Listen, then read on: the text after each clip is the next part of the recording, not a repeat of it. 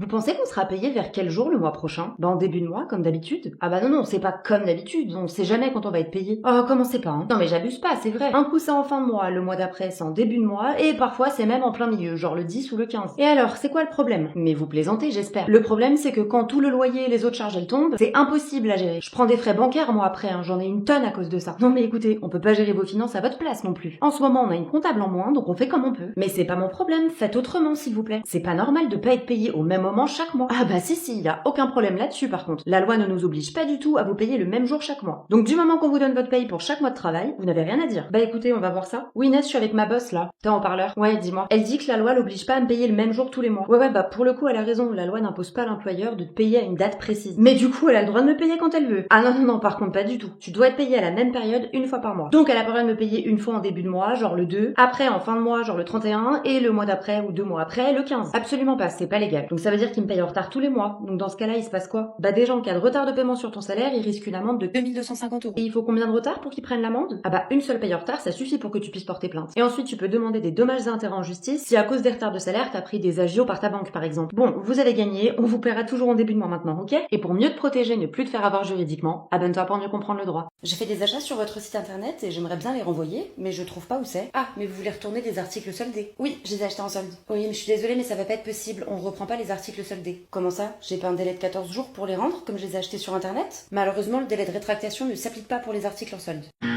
Pour tout achat fait à distance, donc par exemple sur internet, tu as le droit à un délai de rétractation de 14 jours. Ça veut dire que pendant les 14 jours après la livraison du produit, si jamais ce que tu as acheté c'était un bien, tu peux annuler ta commande et obtenir le remboursement intégral de ce que tu as acheté. Même si c'est des articles soldés, je peux exercer mon droit de rétractation pendant 14 jours. Donc j'aimerais retourner mes produits. Et pourquoi vous voulez les rendre? Ils ne vous vont pas, ils sont endommagés. Mais j'ai pas à vous dire pourquoi, je veux juste les rendre, c'est tout. Ah si, il me faut un motif. Vous pouvez pas les rendre comme ça juste parce que vous en avez envie.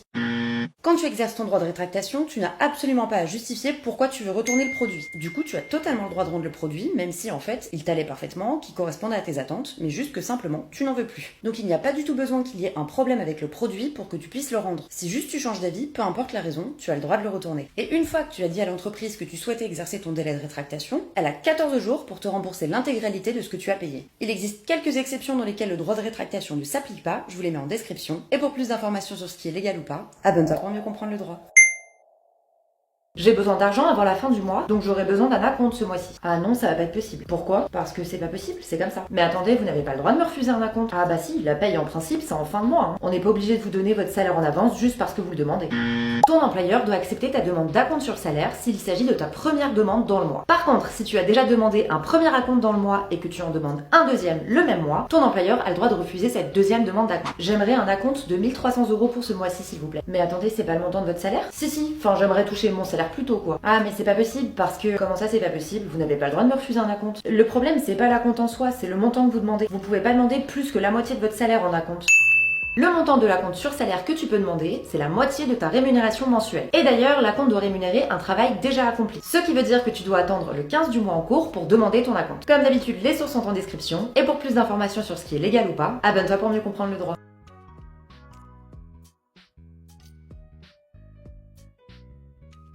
Mais comment ça, il manque 300 € sur mon salaire? Oui, Nathalie, il manque 300 € sur ma paye. Ah bon? Attendez, je vais regarder. Ah, parce que vous vous souvenez pas si vous m'avez donné 300 € en moins. Alors, on a une cinquantaine de salariés dans l'entreprise, je m'occupe des payes toute seule, donc non, je me souviens pas de votre cas particulier à vous précisément. Bref, je viens de trouver parce que vous avez fait l'objet d'une saisie. Quelle saisie? Bah, visiblement, vous deviez de l'argent à l'administration, vous n'avez pas payé, donc ils sont venus le chercher sur votre salaire. Donc les impôts, ils ont accès à vos comptes bancaires et ils servent dedans comme ils veulent. C'est ça que vous essayez de me faire croire là? Ah non, effectivement, ça ne marche pas comme ça. On va prendre l'exemple d'une amende. Imaginez que vous la payez pas. L'administration va nous contacter pour nous demander de prendre la somme que vous leur devez sur votre salaire et de leur donner. Et on n'a pas le choix, hein, c'est les impôts, donc on rigole pas avec ça. Mais attendez, impôt ou pas, vous devez me donner mon salaire intégralement. C'est illégal ce que vous avez fait. Donc moi je vais aller porter plainte. Hein. Si tu ne payes pas tes amendes ou tes impôts, tu risques de faire l'objet d'une procédure qui s'appelle la saisie administrative à tiers détenteur. Cette procédure, elle permet à l'administration de récupérer de l'argent que toi tu lui dois. En gros, l'administration va obtenir le paiement auprès de quelqu'un d'autre, quelqu'un qui a ton argent. Souvent, c'est ta banque ou ton employeur. Comment ça se passe concrètement? Toi et le tiers détenteur, détenteur, vous allez recevoir un avis à tiers détenteur, donc c'est un truc qui va permettre d'informer tout le monde qu'il va y avoir une saisie. Et après l'envoi de cet avis, ta banque ou ton employeur devra verser l'argent à l'administration sous 30 jours. Et c'est pas une option pour lui, c'est vraiment une obligation parce que s'il le fait pas, l'employeur par exemple risque de devoir payer lui-même l'argent que toi tu dois à l'administration. Il est obligatoire de laisser à la personne qui fait l'objet de la saisie un montant minimum. Cette somme, elle correspond au montant du solde bancaire insaisissable, c'est-à-dire une somme au moins égale à 635 €. Et pour te protéger juridiquement et ne plus te faire avoir, abonne-toi pour mieux défendre tes droits.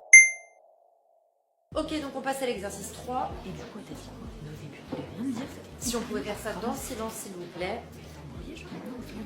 Bon, je vous préviens là, si vous continuez à bavarder, je vous donne un devoir à faire à la maison. Madame, j'ai une question. C'est pas interdit maintenant de donner des devoirs à faire à la maison? Donner des devoirs à faire chez soi aux élèves n'est pas interdit dans tous les cas. Ça dépend d'abord de si l'élève est en primaire ou s'il est au collège-lycée. Ok, on a fini pour aujourd'hui et n'oubliez pas, vous apprenez 7 poésies pour lundi prochain. Personne n'a de questions sur la correction, c'est bon? Eh bah parfait, si personne n'en a, vous me faites les exercices 8 à 10 pour demain. Ok, on a fini le chapitre, donc vous me ferez le DM numéro 2 pour lundi prochain s'il vous plaît. Les règles sur les devoirs maison à l'école, c'est donc qu'on ne peut pas donner des devoirs maison écrits en primaire, mais qu'il est possible de donner du travail oral, comme apprendre une poésie, apprendre un cours, de la lecture, etc. Par contre, pour le collège-lycée, les règles ne sont pas les mêmes. Les profs ont le droit de te donner du travail écrit et oral à faire chez toi. Pour plus d'informations sur ce qui est légal ou pas à l'école, abonne-toi pour mieux comprendre le droit.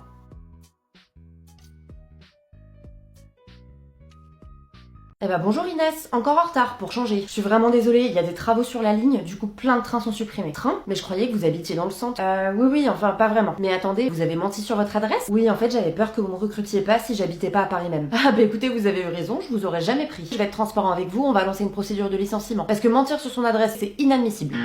Si tu mens sur ton CV, ton employeur a le droit de te licencier. Par contre, ce licenciement n'est pas du tout automatique dès que tu vas mentir lors d'un recrutement. En fait, il y a un critère pour déterminer si ton mensonge mérite un licenciement ou pas. C'est si ton mensonge était déterminant dans ton recrutement. Donc, en gros, sans ton mensonge, ton employeur ne t'aurait jamais embauché. Ça, c'est le principe général. Mais ici, il y a autre chose à prendre en compte. Donc, vous habitez où, du coup? En banlieue, c'est ça? Oui, mais vous savez, quand les trains fonctionnent, c'est vraiment pas loin, juste avec les travaux. Non, mais écoutez, peu importe, c'est pour ça que je prends que des gens qui habitent à Paris. Sinon, les retards constants, c'est ingérable pour une entreprise. Donc, vous refusez de recruter certaines personnes en fonction de leur adresse? Ah non, je les prends pas. Je préfère donner le poste à quelqu'un qui vient en métro plutôt qu'en train, c'est logique. Oui, enfin, c'est aussi de la discrimination, hein. Non, mais pas du tout. La discrimination, c'est quand on fait des différences en fonction de l'origine, du genre ou d'autres critères qui ont un lien avec le candidat en lui-même. Refuser de recruter quelqu'un en fonction de son adresse, ça n'a rien à voir, c'est pas du tout de la discrimination.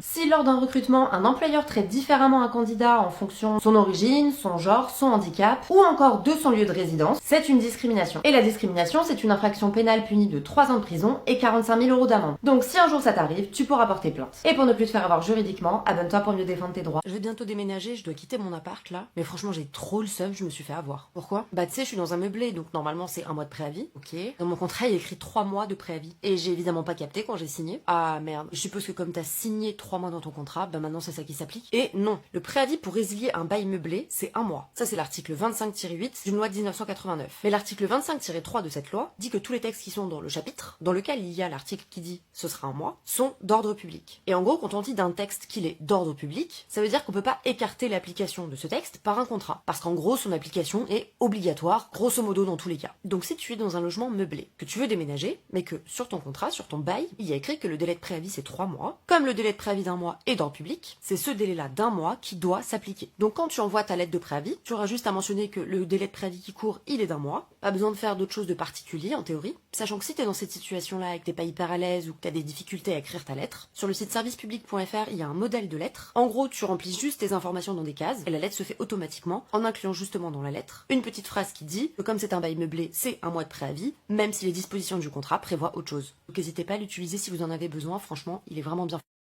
Ça tombe bien que je vous croise, je voulais vous prévenir que je vais quitter l'appartement. Ah, bon bah d'accord. Par contre, il faudra qu'on s'arrange pour que je puisse faire des visites, hein. Oui, bien sûr. Par contre, j'ai vu qu'il y avait écrit 3 mois de préavis sur le contrat de bail. Oui, et alors? Bah comme c'est un meublé, c'est pas 1 mois de préavis normalement? Si, mais comme vous avez signé votre contrat, vous avez accepté 3 mois. Et y a vraiment pas moyen de réduire le préavis, parce que ça m'arrange pas du tout le délai de 3 mois. Ah non, vous n'allez pas commencer à tout changer comme ça. La prochaine fois, vous lirez mieux votre contrat. Il y a écrit 3 mois de préavis, donc vous allez faire 3 mois. Et c'est pas négociable.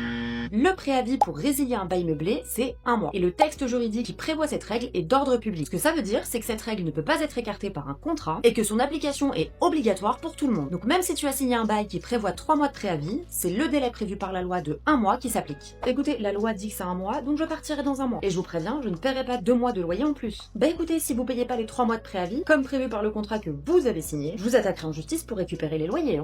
Quand un contrat est contraire à des règles qui sont d'ordre public, le juge ne peut pas donner raison au contrat, il est obligé d'appliquer la loi. Donc si ton propriétaire va en justice pour forcer l'application du contrat, il ne pourra pas gagner, car le juge ne pourra pas te forcer à payer 3 mois de préavis, puisqu'une règle d'ordre public prévoit que le délai de préavis pour quitter un meublé, c'est 1 mois. Pour mieux te protéger et ne plus te faire avoir juridiquement, abonne-toi pour mieux comprendre le droit.